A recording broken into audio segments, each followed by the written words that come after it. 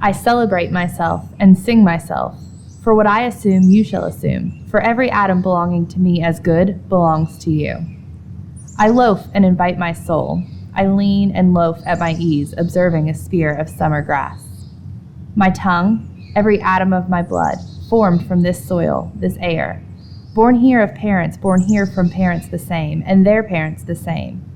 I, now 37 years old, in perfect health begin, hoping to cease not till death. Creeds and schools in abeyance, retiring back a while, sufficed at what they are, but never forgotten. I harbor for good or bad. I permit to speak at every hazard. Nature without check, with original energy. A child said, "What is the grass?" fetching it to me with full hands. How could I answer the child? I do not know what it is any more than he. I guess it must be the flag of my disposition, out of hopeful green stuff woven. Or I guess it is the handkerchief of the Lord, a scented gift and remembrancer designedly dropped, bearing the owner's name some ways in the corner, that we may see and remark and say, whose? Or I guess the grass is itself a child, the produced babe of the vegetation. Or I guess it is a uniform hieroglyphic, and it means sprouting alike in broad zones and narrow zones, growing among black folk as among white. Canuck, Tuckahoe, Congressman, Cuff, I give them the same. I receive them the same. And now it seems to me the beautiful uncut hair of graves. Tenderly will I use you curling grass. It may be you transpire from the breasts of young men.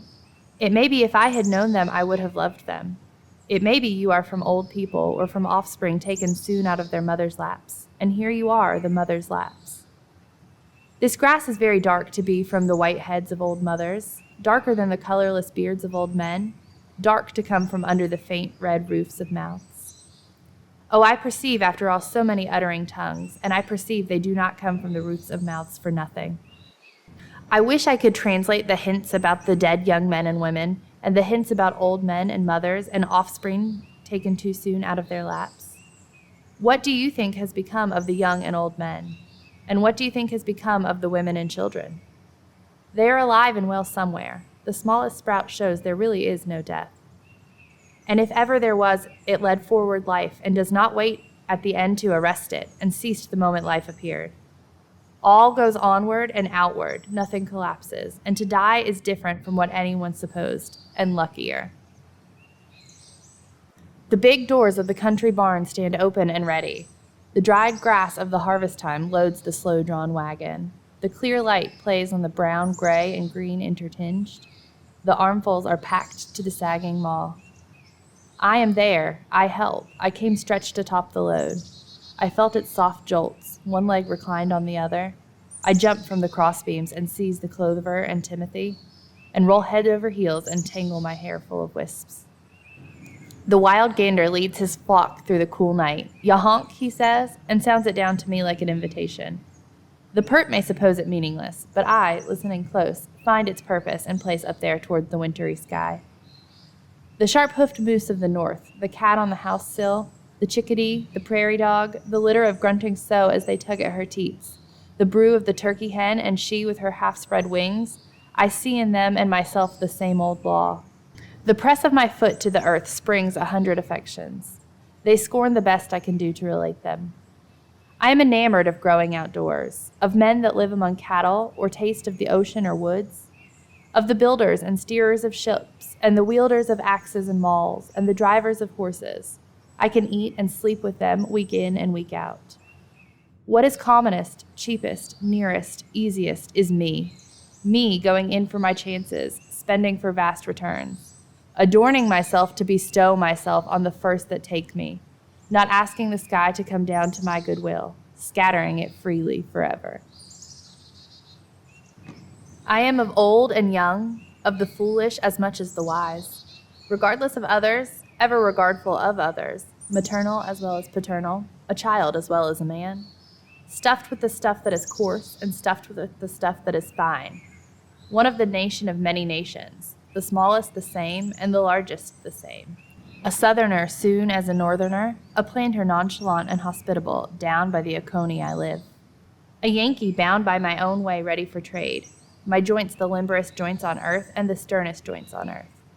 A Kentuckian walking the vale of the Elkhorn in my deerskin leggings, a Louisianian or a Georgian, a boatman over lakes or bays or along coasts, a Hoosier, Badger, Buckeye, at home on Canadian snowshoes or up in the bush or with fishermen off Newfoundland, at home in the fleet of ice boats, sailing with the rest and tacking, at home on the hills of Vermont or in the woods of Maine or the Texas ranch, comrade of Californians, comrade of free Northwesterners, loving their big proportions, comrade of raftsmen and coalmen, comrade of all who shake hands and welcome to drink and meet, a learner with the simplest, a teacher of the thoughtfulest, a novice beginning, yes, experient of myriads of seasons, of every hue and caste I am, of every rank and religion, a farmer, mechanic, artist, gentleman, sailor, Quaker, prisoner, fancy man, rowdy, lawyer, physician, priest.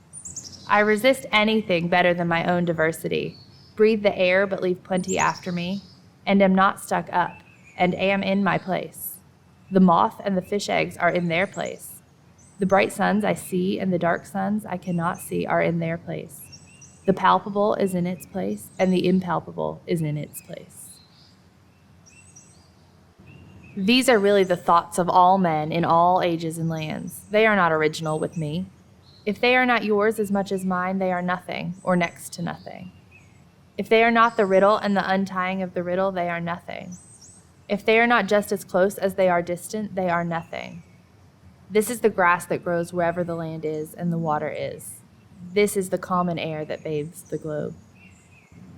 The past and present wilt. I have filled them, emptied them, and proceed to fill my next fold of the future. Listener up there, what have you to confide in me? Look in my face while I snuff the sidle of evening. Talk honestly, no one else hears you, and I stay only a minute longer. Do I contradict myself? Very well then, I contradict myself. I am large, I contain multitudes. I concentrate toward them that are nigh, I wait on the door slab. Who has done his day's work? Who will soonest be through with his supper? Who wishes to walk with me? Will you speak before I am gone? Will you prove already too late? The spotted hawk swoops by and accuses me. He complains of my gab and my loitering. I too am not a bit tamed. I too am untranslatable. I sound my barbaric yawp over the roofs of the world. The last scud of day holds back for me. It flings my likeness after the rest and true as any on the shadowed wilds. It coaxes me to the vapor and the dusk. I depart as air. I shake my white locks at the runway sun. I effuse my flesh in eddies and drift it in lacy jags. I bequeath myself to the dirt to grow from the grass I love. If you want me again, look for me under your boot soles. You will hardly know who I am or what I mean, but I shall be good health to you nevertheless, and filter and fiber your blood. Failing to fetch me at first, keep encouraged. Missing me one place, search another. I stop somewhere, waiting for you.